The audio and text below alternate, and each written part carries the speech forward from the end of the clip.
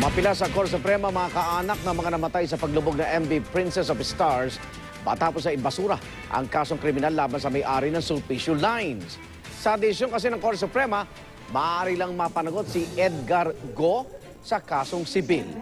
Pero giit ng mga kaanak ng mga biktima, may kontrol daw si Go sa operasyon ng mga barko ng kanyang kumpanya.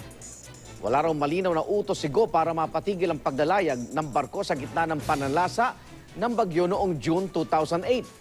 Naragisan ng pagkamatay ng mahigit 500 pasahero.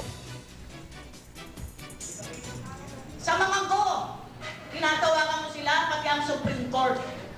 Bakit ganon ang ginawa nila, inabswelto? Kayo kaya ang lumagay sa katayuan ko bilang ina? Sana po dali sa NBank ang issue na ito dahil ito po ay national interest at national tragedy.